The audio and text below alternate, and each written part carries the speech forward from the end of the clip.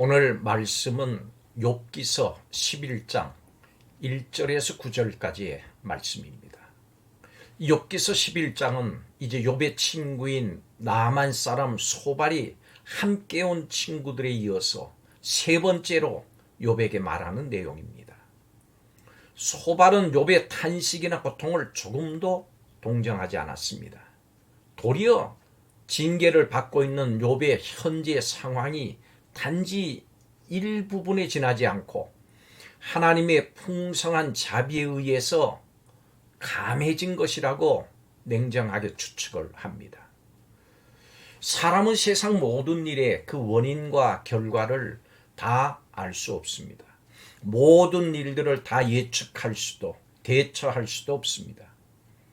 주님의 뜻에 순종하면서 하나님의 나라와 그의 의를 위해서 살아가지만은 때로 이해할 수 없는 일들이 일어납니다. 이런 다 이해할 수 없는 일들이 일어나는 세상에서 성도는 어떻게 살아야 할까요? 첫째로 이 세상에서 성도는 겸손하게 살아야 합니다. 4절에 이렇게 말씀합니다. 내 말에 의하면 내 돈은 정결하고 나는 주께서 보시기에 깨끗하다 하는구나. 소발이 말합니다. 소발이 욥에게 말합니다.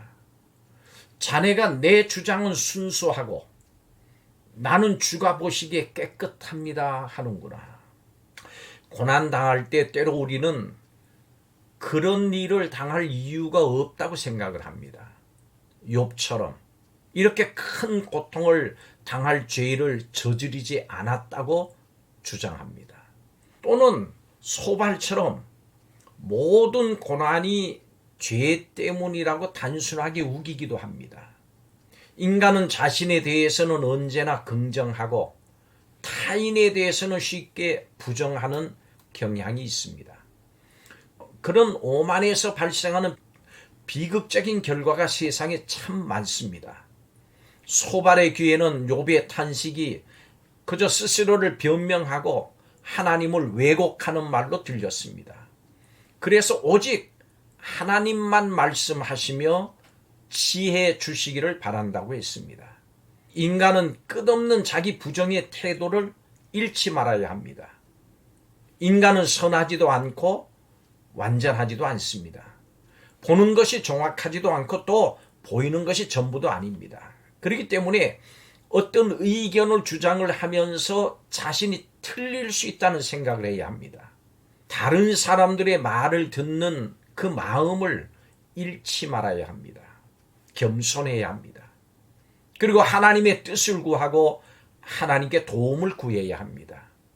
하나님은 겸손한 사람과 함께 하시고 또 그를 도와주십니다. 두 번째로 이 세상에서 성도는 지혜롭게 살아야 됩니다. 6절에 이렇게 말씀합니다.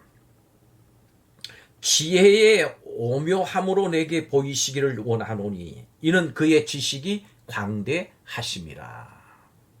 하나님이 자네에게 지혜의 비밀을 보여주시기를 바라네. 소발이 욥에게 말합니다. 그렇습니다. 사람이 아무리 지혜롭다고 할지라도 우리는 창조주 하나님 앞에서 그저 어리석은 존재에 불과합니다. 지혜는 우리 인간에게 속한 것이 아닙니다. 하나님의 것입니다.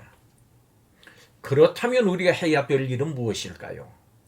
그것은 바로 하나님의 지혜를 구하는 것입니다.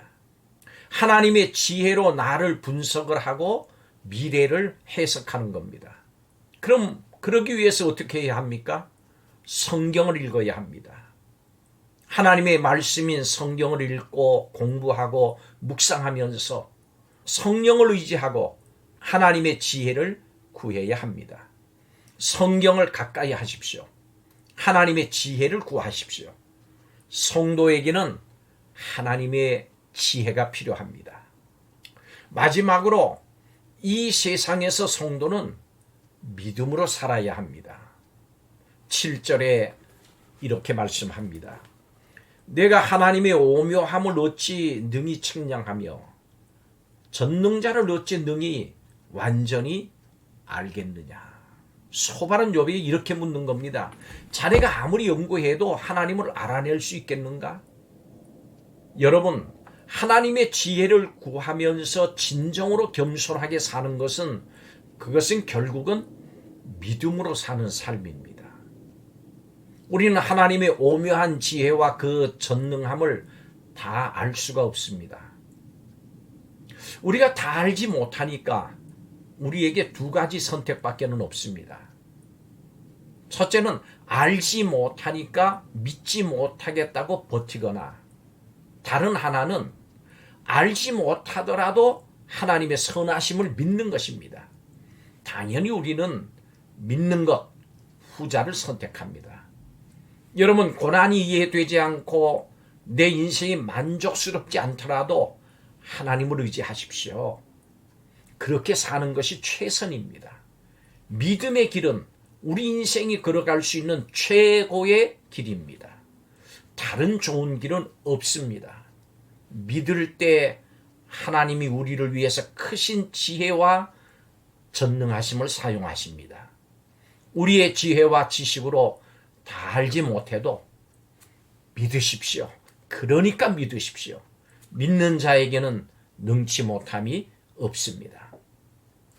고난의 인생 가운데 성도는 겸손해야 합니다. 하나님의 지혜를 따라 살아야 됩니다. 다 알지 못해도 이해되지 않더라도 하나님을 신뢰해야 합니다. 하나님은 그 지혜가 오묘하실 뿐 아니라 전능하십니다. 못하실 일이 없으십니다. 이 하나님이 우리를 사랑하시니 두려워하거나 낙심하지 마십시오. 낭떠러지 앞에 서더라도 하나님의 자녀답게 담대함을 잃지 마십시오. 다 알지 못하는 삶이지만 겸손과 지혜와 믿음으로 살아서 승리하십시오. 기도하겠습니다. 인생사를 다 알지 못해도 하나님의 지혜가 오묘하며 그 지식의 광대하심을 믿는 우리가 하나님을 예배하게 하시고 겸손하게 살게 하시며 하나님의 말씀에 절대 순종하며 하나님만을 의지하고 사는 성도들이 되게 하여 주옵소서.